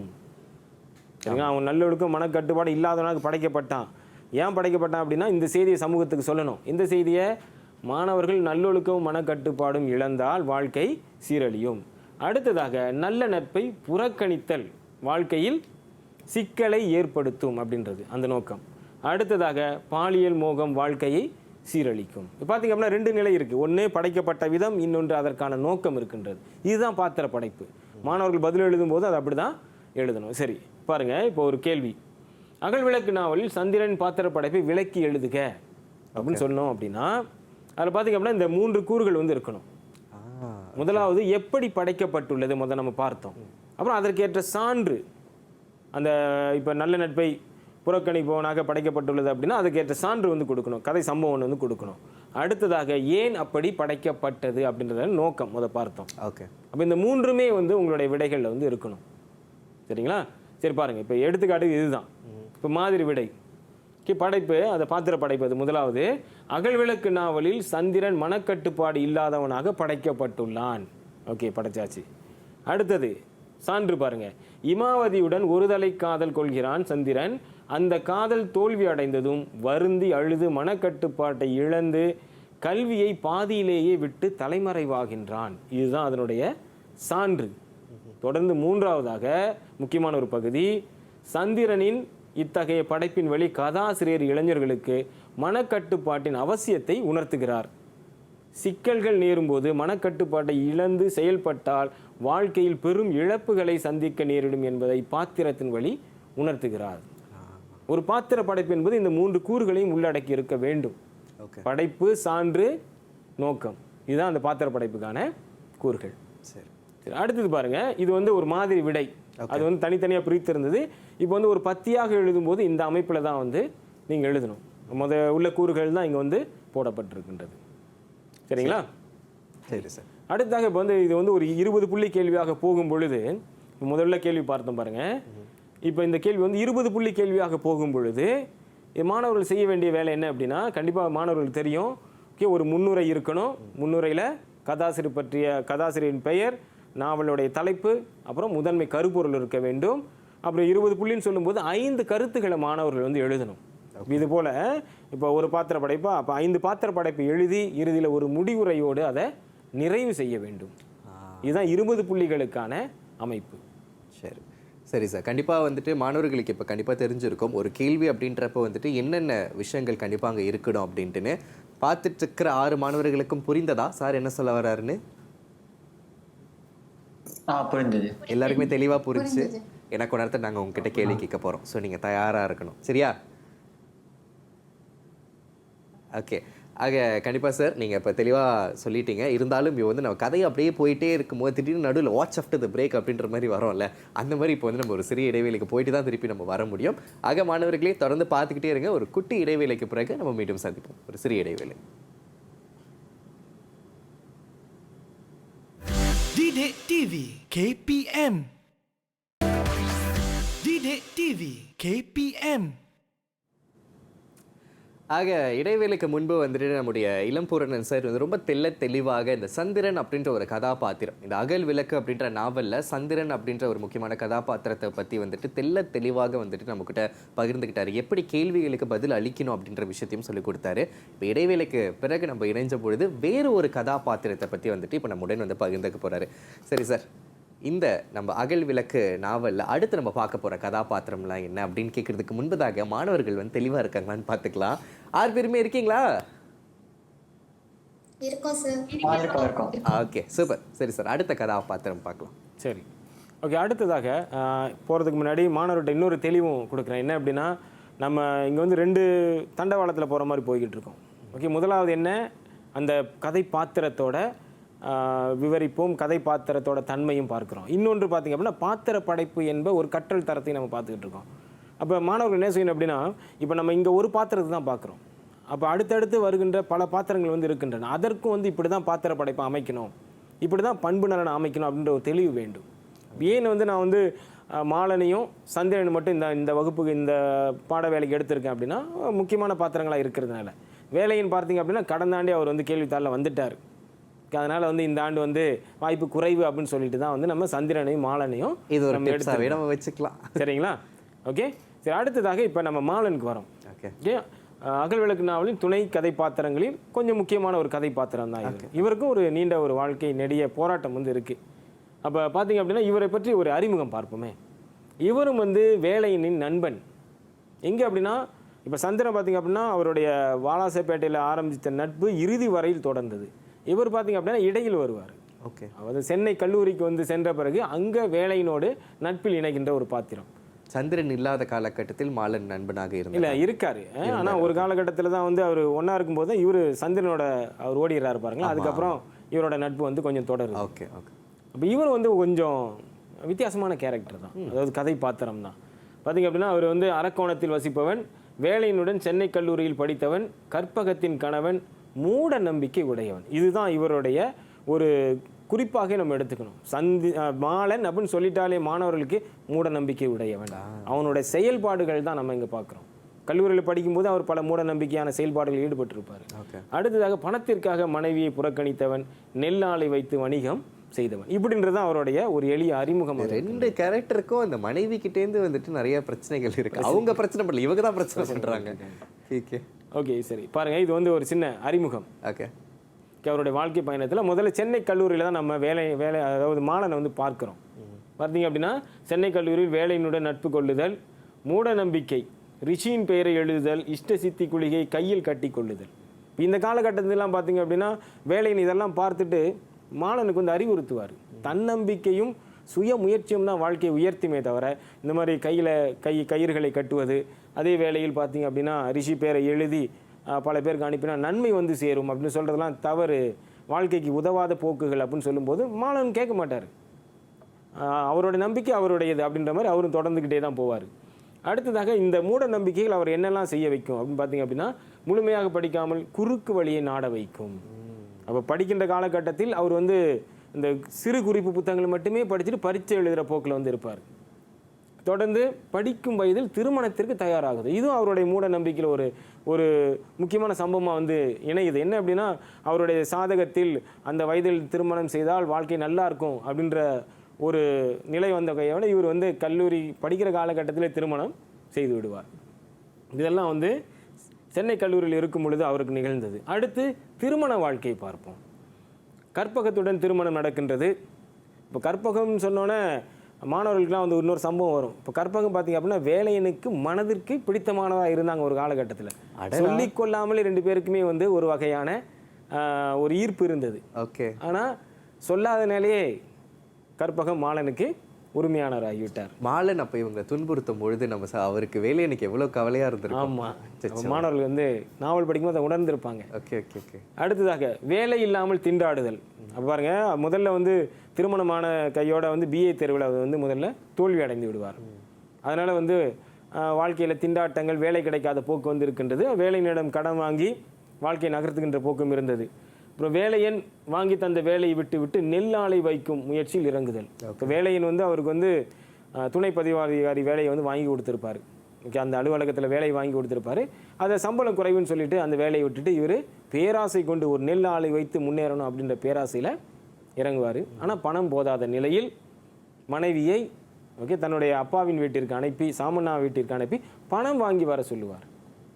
பணம் வாங்காமல் வராது அப்படின்ற மாதிரி போக்கு இருக்கும்போது அவங்க அங்கேயே இருந்து விடுவாங்க. இவர் இங்கே வந்து போலீஸ் ஆமையார்களோடு சுற்றுவது, ஓகே, இந்த மாதிரியான போக்குகளில் வந்து பணத்தை இழந்து வாழ்க்கையில் வந்து பல்வேறான போராட்டங்களை கடந்து வர்ற ஒரு பாத்திரம் இது. ஓகே, சந்திரன் வந்து அதாவது மன்னிக்கணும், வேலையின் வந்து அறிவுறுத்தி இருப்பார். அவரும் அறிவுரை சொல்லுவார். ஆனால் இவரும் கேட்குற போக்கில் இல்லை, பட்டு தான் திருந்தினார். இவரும் நான் சொல்கிறது தான் சரி.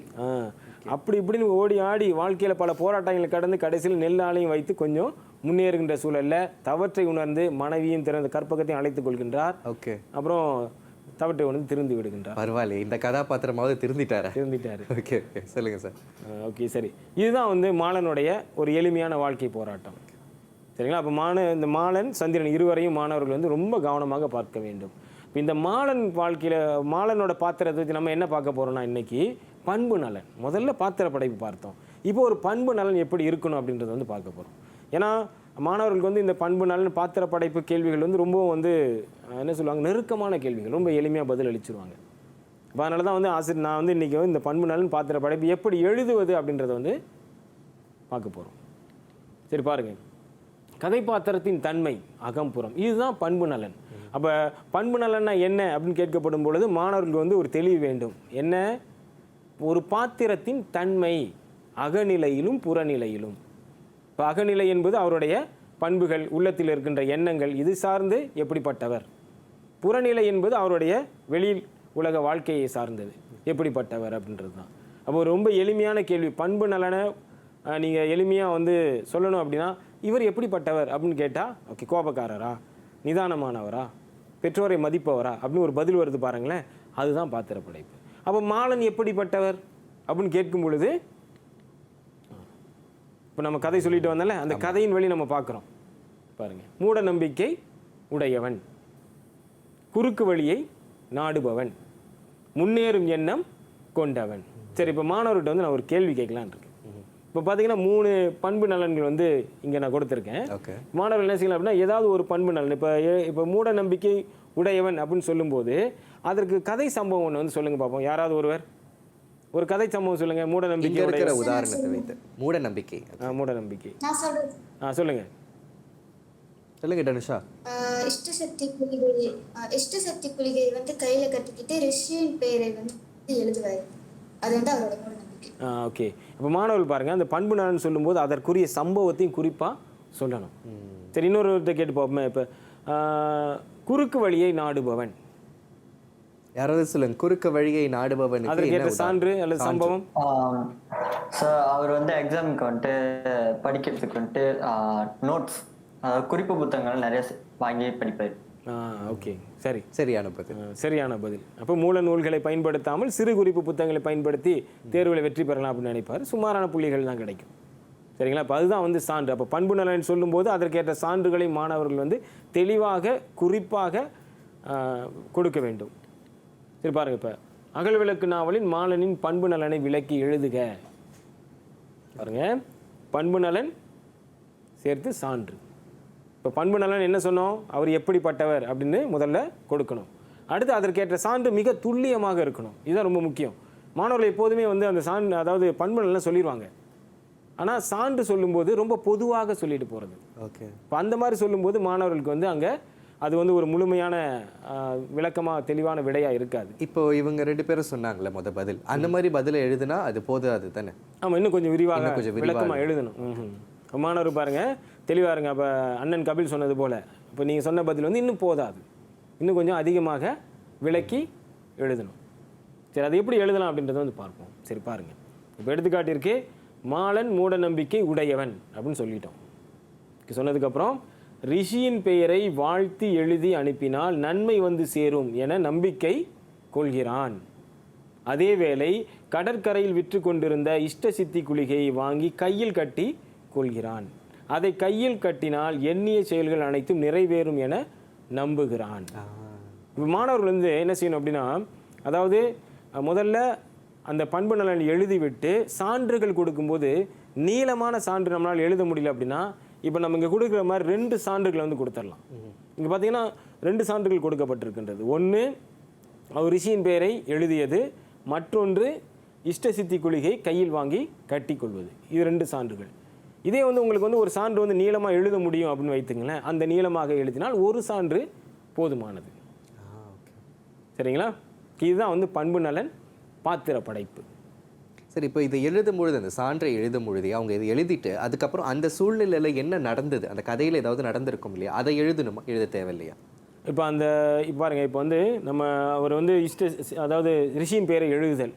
அப்போ மாணவர் எங்கேயும் தொடங்கலாம் அப்படின்னா, ஒரு முறை சந்திரன் மன்னிக்கணும், ஒரு முறை வேலையன் மாலன் அறைக்கு வந்த பொழுது மாலன் ஒரு தாளில் ரிஷியின் பெயரை எழுதி கொண்டிருக்கின்றான். ஓகே. அப்போ அதை வந்து கேட்கும் பொழுது அதை எழுதி அனுப்பினால் பலருக்கு அனுப்பினால் நன்மை வந்து சேரும் என்று கூறுகிறான். அதற்கு வேலையன் வந்து இது வந்து ஒரு மூட நம்பிக்கை என மறுப்பு தெரிவிக்கணும் அப்படின்னு கொஞ்சம் விளக்கமாக கொடுத்தாங்க அப்படின்னா ஓகே, அது ஒரு சான்று போதுமானது. அது ஒரு தெளிவான பதிலாக இருக்கும். தெளிவான பதிலாக இருக்கும். சரி, அப்படி தெரியல, அப்படி எழுத முடியல அப்படின்னா இந்த மாதிரி 2 சான்றுகள் எழுதுறது சிறப்பானது. ஓகே, சரிங்களா? ஓகே, சரி. அடுத்ததாக உங்களுக்காக ஒரு பயிற்சி என்ன அப்படின்னா, இப்போ நம்ம வந்து 2 கதைப்பாத்திரம் வந்து முழுமையாக பார்த்தோம். ஓகே, அந்த நாவலில் வந்து இன்னும் சில கதைப்பாத்திரங்கள் வந்து இருக்குது. பார்த்தீங்க அப்படின்னா இமாவதி முதல் நம்ம அந்த சந்திரனோட வாழ்க்கை சம்பவம் பார்க்கும்போது இமாவதி நம்ம பார்த்தோம். எங்கே பார்த்தோம்? எங்கே பார்த்தோம் இமாவதியை? யாருக்கு ஞாபகம் இருக்கு? சொல்லுங்க ரவிசங்கர். கல்லூரியில் எப்படி சார்? சந்திரன் நடித்த நாடகத்தில் அவங்க புகழ்ந்து பேச வந்திருப்பாங்க. ஓகே, அந்த ஒரு தருணத்தில் வந்து பார்க்குறோம். இப்போ சந்திரன் சொல்லும்போது இப்போ இமாவதிக்கும் சந்திரனுக்கும் எந்த விஷயம் வந்து ரொம்ப நெருக்கமான தொடர்புடையதாக இருக்கு? சொல்லுங்க. ஒருதலை காதல். ஒருதலை காதல். ஓகே, அதுதான் வந்து இப்போ இமாவதின்னு சொன்னோம் அப்படின்னாலே நாவல்னா ஓகே, ஒருதலை காதல் சந்திரனோடு. யாரு? சந்திரன் தான் ஒருதலை காதல். ஆமா, இமாவதி தெளிவாக இருக்காங்க. ஓகே, அவங்க வந்து ரொம்ப தெளிவாக இருப்பாங்க.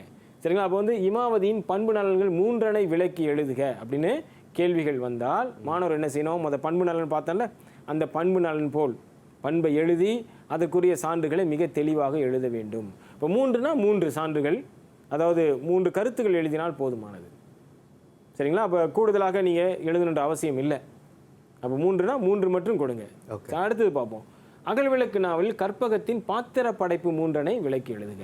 இப்போ மாணவருக்கு வந்து இன்னொரு செய்தி என்ன அப்படின்னா, இப்போ பார்த்தீங்க அப்படின்னா பண்பு நலன் பாத்திர படைப்பு பார்க்கும்போது இந்த 3, 2ன்னு ஒரு எண்ணிக்கையை வந்து உங்களோட கேள்வியில் வந்து போடலை. ஆனால் இங்கே பார்த்தீங்கன்னா போடப்பட்டிருக்கு.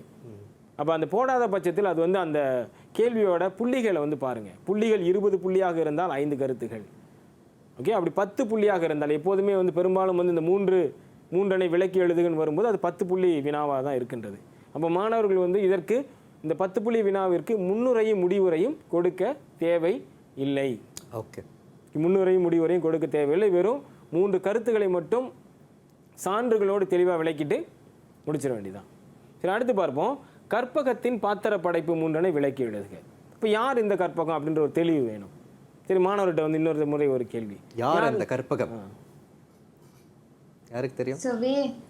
வேலையன் அவர் ஒரு தலை காதல் செஞ்சார். ஓகே, வேலையனோடு ஒரு தலை காதல் இல்லை, இருவருக்குமே வந்து விருப்பம் இருந்தது, ஆனால் காதலை சொல்லிக் கொள்ள. இன்னைக்கு நம்ம பார்த்த கதாபாத்திரத்துக்கும் கற்பகத்துக்கும் என்ன சம்பந்தம் அப்படின்னு சொல்லுங்க.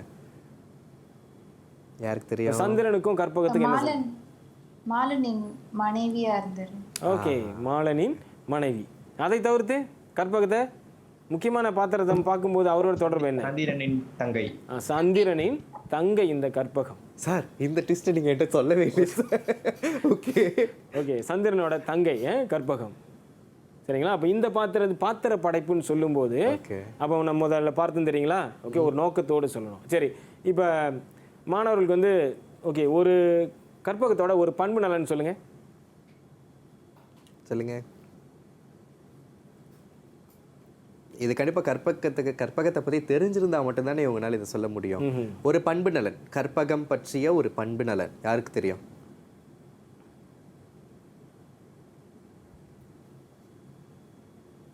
யாருக்கு தெரியும்? யாருக்குமே பதில் தெரியலையா? தெரியல. சரி, நான் வந்து அந்த ஒரு பண்பை சொல்றேன், நீங்க அதை பாத்திர படைப்பா பாருங்க. சரி, இப்போ என்ன பண்பு அப்படின்னா பெற்றோர்களை மதிப்பவள், அது பெற்றோர்களின் பேச்சை கேட்பவள் ஆக படைக்கப்பட்டுள்ளாள். ஓகே, சரிங்களா? அப்போ பெற்றோர்கள் பேச்சை கேட்பவளாக படைக்கப்பட்டுள்ளாள் அப்படின்னா அதுக்கேற்ற சம்பவம் ஒன்று சொல்லுங்க. சார் நான் சொல்கிறேன் சார். ஓகே, சொல்லுங்க மதன். சார் என்னதான் வந்து அவங்க வந்து கற்பகம் வந்து என்னதான் இருந்தாலும் இவரை லவ் பண்ணியிருந்தாலும் அவர் வந்து பெற்றோர் பேச்சை கேட்டு வந்து கல்யாணம் பண்ணிப்பாங்க. அப்பா அம்மா சொல்ற பிள்ளைங்களே. மதன் வந்து ரொம்ப நெருங்கிட்டாரு, ஆனால் கொஞ்சம் தெளிவா இல்லை. அப்போ என்ன அப்படின்னா அவங்க என்னதான் வந்து வேலையின் மீது விருப்பமும் ஆசையும் இருந்தாலும் ஓகே தன்னுடைய பெற்றோர்கள் சாமண்ணா சொன்னதையே கேட்டு மாலனை வந்து திருமணம் செய்து கொள்வாங்க. ஓகே, அப்போ வந்து பெற்றோரின் பேச்சை மதிப்பவராக அங்கே வந்து வலம் வராங்க. அப்போ வந்து இங்கே வந்து பாத்திர படைப்பாக பார்க்கும் பொழுது இப்போ பெற்றோரின் பேச்சை மதிப்பவளாக படைக்கப்பட்டுள்ளாள் அப்படின்னு சொல்லும்போது நம்ம பாத்திர படைப்பு அதை எப்படி பார்க்குறோம் அப்படின்னா ஓகே பெற்றோர்களின் சொற்படி கேட்டு நடத்தல் அவசியம் அப்படின்ற அந்த ஒரு படிப்பினைக்கு வந்து நம்ம வரோம். ஏன் அப்போ நம்ம வந்து அதை இன்னும் கூடுதலாக கூட பேசலாம். இன்றைய நிலையில் இன்றைய இளைஞர்கள் வந்து பெற்றோர்கள் பேச்சை தட்டி கழிப்பது வந்து அதிகமாக இருக்கின்றது. அப்போ இந்த சிந்தனையை அதாவது இன்றைய இளைஞர்கள் வந்து கண்டிப்பாக பெற்றோர்கள் பேச்சை கேட்க வேண்டும் என்ற சிந்தனையை விதைப்பதற்காகவே மூவா இந்நாவலில் கற்பகத்தை இப்படி படைத்துள்ளார் அப்படின்னு தெளிவாக நீங்கள் எழுதலாம். அப்படின்னா இந்த இன்றைய சூழ்நிலையை ஒப்பிட்டு பார்த்து அவங்க பதில் அளிக்கிறதும் ஒரு சிறப்பான விஷயம். ஆமாம் ஆமாம், ரொம்ப தெளிவான ஒரு விஷயம். ஓகே, இப்போ அவர் அண்ணன் கபில் சொன்னது போல் பார்த்தீங்க அப்படின்னா மாணவர்களை கேட்டுங்க, இன்றைய வாழ்க்கை சூழலோடு சம்பவங்களை வந்து சொல்லி கூட நம்ம சொல்லலாம். ஓகே, சரிங்களா? இப்போ இன்றைய சிக்கலை சொல்லி அதுக்கேற்ற வந்து நோக்கத்தை வந்து கூறுதலும் ஒரு முறையாக தான் இருக்கின்றது. ஓகே ஓகே, சரிங்களா? இப்போ இதுதான் வந்து நம்முடைய முழுமையான இன்றைய பாடம். என்ன பாடம்னு பார்த்தீங்க அப்படின்னா ஓகே இந்த இருவருடைய பண்பு நலனையும் பாத்திர படைப்பையும் நம்ம பார்த்தோம். ஓகே, ஒரு சின்ன ஒரு மீள்பார்வை மீண்டும் செய்திருவோம். மாணவர்கள் ரொம்ப கவனமாக இதை கேட்டுக்கொள்ளுங்கள். ஏன்னா பாத்திர படைப்பு பார்த்தீங்க அப்படின்னா ஒரு முக்கியமான வினாவாகவே இருக்கின்றது. என்ன சொல்லுவாங்க, கர்ணம் தப்புனா மரணம் அப்படின்னு சொல்கிறேன்ல. அப்போ மாணவர்கள் இதை கொஞ்சம் என்ன சொல்லுவாங்க ஒரு மேலோட்டமாக பார்த்தீங்க அப்படின்னா தவறான பதில்கள் எழுதுவதற்கு வாய்ப்புகள் நல்லா கூர்ந்து கவனித்து எழுத வேண்டிய விஷயம். ஏன்னா அந்த 3 கூறுகள் முதல்ல சொன்னேன். பாத்திர படைப்பு அப்படின்னு சொல்லும்போது கண்டிப்பாக முதல்ல படைக்கப்பட்ட விதம் எப்படி படைக்கப்பட்டுள்ளார்ன்றது எழுதணும், சான்று கொடுக்கணும், அடுத்ததாக நோக்கத்தை சொல்ல வேண்டும். இதுதான் பாத்திர படைப்பு. அடுத்ததாக பண்பு நலன். பண்பு நலன் சொல்லும்போது எப்படி படைக்கப்பட்டுள்ளார், எப்படிப்பட்டவர் அவர் அப்படின்ற அந்த கேள்வி வரும் பொழுது ஓகே அவருடைய பண்பை சொல்லி அதற்கேற்ற துல்லிதமான சான்றை வந்து கொடுக்க வேண்டும். இதுதான் முழுமையாக நம்ம இன்று பார்த்த பண்பு நலன் பாத்திர படைப்பு தொடர்பான கூறுகள். இப்போ மாணவர்கள் பார்த்தீங்க அப்படின்னா அதே வேளையில் இந்த அகல்விளக்கு நாவலை வந்து ஆய்வு செய்யும் பொழுது இன்னும் சில கூறுகளையும் வந்து இன்னும் சில கதை பாத்திரங்களையும் நீங்கள் பார்க்கலாம். இங்கே வந்து நம்ம வந்து சந்திரன் மாலன் பார்த்தோம். நம்ம காட்டும்போது சொன்ன குறிப்பிடத்தக்கவராக வேலையனும் பாக்கிய அம்மையார் அப்படின்ற கதை பாத்திரமும் இருக்குது. அப்போ அந்த பாக்கியம் யார் அப்படின்னு பார்த்தீங்க அப்படின்னா நாவலில் ஒரு என்ன சொல்லுவாங்க ஒரு உயர்ந்த உன்னத நோக்கம் கொண்ட பாத்திரமாக வராங்க. அவங்க வாழ்க்கையில் வந்து பல அடிகள் வாங்கியிருந்தாலும் தன்னுடைய வாசிப்பின் வழி தன் வாழ்க்கையை உயர்த்தி கொண்ட ஒரு பாத்திரம், எல்லோருக்கும் அறிவுரை சொல்கிற பாத்திரமாகவே நம்ம பார்க்குறோம். அப்போ அந்த பாத்திரத்தை பற்றியும் மாணவர்கள் கவனமாக இந்த பாத்திர படைப்பு பண்பு செய்து கொள்ள வேண்டும். அப்போ வேலையின் ஒரு முக்கியமான முதன்மை பாத்திரம் பாருங்களேன், கண்டிப்பாக அவருக்கு வந்து இந்த கூறுகளில் நீங்கள் மீள்பார்வை செய்யத்தான் வேண்டும். அதே வேளையில் பார்த்தீங்க அப்படின்னா இந்த 4 கதை பாத்திரங்களை வைத்து கொண்டே நான் சொன்னேன் ஒரு 80 விழுக்காடு கதையை உள்வாங்கி கொள்ளலாம். சரிங்களா? அப்போ இன்னொன்று இந்த பாத்திர படைப்பை வைத்து கொண்டே நம்ம பிற கேள்விகளுக்கும் பதில் எழுதிடலாம். கதாபாத்திரம் அப்படின்னு நீங்கள் சொல்கிறது வேலையன், சந்திரன், மாலன், இன்னொருத்தவங்க பாக்கிய அம்மையார். பாக்கிய அம்மையார். ஓகே, பாக்கிய அம்மையார் பார்த்தீங்க அப்படின்னா இப்போ ஒருவருடைய பண்பு நலனை வைத்து கொண்டே ஓகே, பல கேள்விகள் நம்மளால் வந்து பதிலளிக்க முடியும். இப்போ எடுத்துக்காட்டிற்கு நம்ம சந்திரன் எடுத்துக்குமே. ஓகே, ஆரம்பத்தில் அவர் வந்து கல்வியில் அக்கறை உடையவராக இருக்கின்றார். பாருங்கள், கல்வியில் அக்கறை உடையவர் அப்படின்றது கதை, அதாவது ஒரு பண்பு. ஓகே, அதையே நம்ம படிப்பனையாக மாற்றணும். இப்போ நாவலுடைய படிப்பனையாக மாற்றும் போது கல்வியில் அக்கறை வேண்டும் அல்லது கல்வியை பெறுவதற்கு முயற்சிகள் இருக்க வேண்டும் அப்படின்ற ஒரு படிப்பனையாக மாற்றுறோம். சமுதாய சிந்தனையாகவும் அதை மாற்றலாம், அதையே பாத்திர படைப்பாகவும் மாற்றலாம், அதையே நாம் நோக்கமாகவும் மாற்றிக்கொள்ளலாம், துணை கருப்பொருளாகவும் வைத்து கொள்ளலாம்.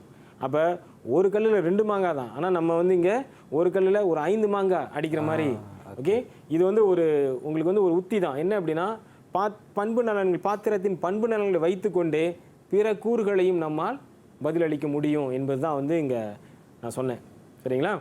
ஓகே, அப்போ இந்த 4 பாத்திரத்துக்கும் நீங்கள் செய்ய வேண்டிய வேலை என்ன அப்படின்னா, பண்பு நலனை தேடிக்கணும், அதற்குரிய சம்பவங்களையும் குறித்து வைத்துக்கணும். அப்போ ஏறக்குறைய ஒரு கதை பாத்திரத்துக்கு ஒரு 8 சம்பவங்கள், 8 பண்பு நலன்கள் அப்படின்னா 8, ஓகே, 8 சம்பவங்கள் வரும். அப்போ 4 அப்படின்னா ஓகே, ஏறக்குறைய வந்து ஒரு 50 பண்பு நலன் பாத்திர படைப்புகளுக்குள் நீங்கள் வந்து ஒரு நாவலையை அடக்கி கொண்டு வந்துடலாம். சரிங்களா? சரி, பண்பு நலன்கள் அப்படின்னு பார்க்குறப்ப வந்து பாத்திர படைப்பு ஓரளவுக்கு நம்ம புரிஞ்சிடும்ல. பண்பு நலன் நம்ம தெரிஞ்சு வச்சுக்கிட்டாலே வந்து பாத்திர படைப்பு ஏன் இதை பண்ணியிருப்பாங்க, ஏன் இதை செய்திருக்காங்க அப்படின்றது ரொம்ப தெளிவாக புரிஞ்சிடும். சரி சார், கண்டிப்பாக வந்துட்டு பார்த்துட்டு இருக்கிற நம்முடைய மாணவர்களுக்கு வந்துட்டு ஒரு சில கேள்விகள் நம்ம முதலே சொல்லியிருந்தோம், இவங்களை அப்படியே விட போகிறதில்ல, கேள்வி தான் நம்ம கேட்க போகிறோம் அப்படின்னு. இவங்ககிட்ட நீங்கள் இன்றைக்கி கேட்க போகிற கேள்வி என்னவாக இருக்கும்? ஏதாவது அவங்க டெஸ்ட் பண்ணுறதுக்கு நம்ம என்ன பண்ணலாம்? சரி, ஓகே. இப்போ கதை பாத்திரங்கள் பண்பு நலன் சார்ந்தே நம்ம பார்ப்போமே. ஓகே, பாக்கிய அம்மையாரின் பண்பு நலன் ஒன்று சொல்லுங்கள். வெச்சார் ஆப்பு. இன்னைக்கு நம்ம கேட்காத ஒரு கேரக்டரை பற்றி கேட்டுட்டாரு. சொல்லுங்க விஷாக்கா. மிகவும் அன்பானவர். இப்படிப்பட்டு நீங்கள் வந்துட்டு மிகவும் அன்பானவர் அப்படின்னு சொன்னால் வந்துட்டு புள்ளிகள் அந்த அளவுக்கு கிடைக்காது தானே சார்? போதிய அளவிலான பதில் இந்த பாத்திரத்துக்கு வந்து பொருந்தும் நினைக்கிறேன். ஏன் அப்படின்னா, ஆனால் அப்புறம் அண்ணன் சொன்ன மாதிரி பொதுவாக எழுதக்கூடாது, பொதுவாக எழுதக்கூடாது. ஆனால் இந்த பாத்திரத்துக்கு ஏதோ ஒரு காரணத்தினால் கணக்கு அது பொருந்திருது, அதனால வந்து ஏற்றுக்கொள்ளப்படுகின்றது. Okay okay. ஆனால் ரொம்ப பொதுவாக மாணவர்கள் பார்த்தீங்க அப்படின்னா, இது நல்ல அவங்க கேட்டு நீங்களும் சொன்னதுக்கப்புறம் எனக்கு இன்னொரு சிந்தனையும் வருது. இப்போ ஒரு கதை பாத்திரத்தை வைத்துக்கொண்டு அவர் ரொம்ப நல்லவர், அவர் ரொம்ப கெட்டவர், நன்றாக சிரிப்பார், அந்த மாதிரி எழுதக்கூடாது. ஓகே. அப்போ வந்து ஆனால் இந்த பாத்திரத்துக்கு அன்பானவர் என்பது பொருந்தி வர்றதுனால நம்ம ஏற்றுக்கிறோம். Okay okay. சரிங்களா? ஓகே, சரி, வேற கேள்வி சார். ஓகே, அடுத்ததாக நம்ம பார்த்தோம் அப்படின்னா இந்த ஓகே கதை பாத்திரங்கள் சார்ந்தே வருவோமே.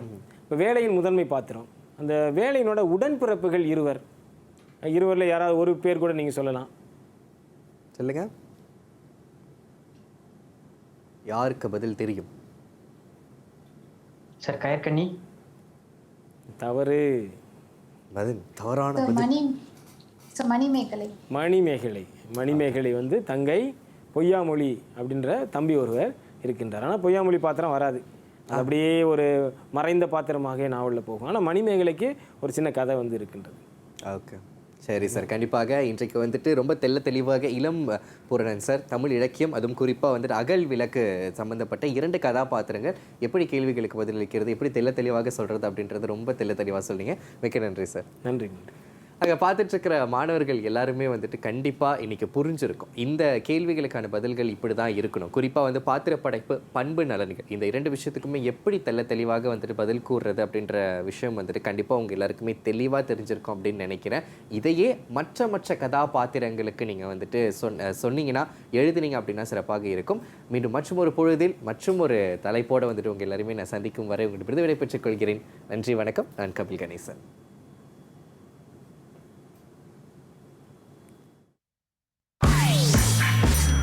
D-Day TV KPM. வணக்கம், நான் லிங்கம் கவுண்டர்.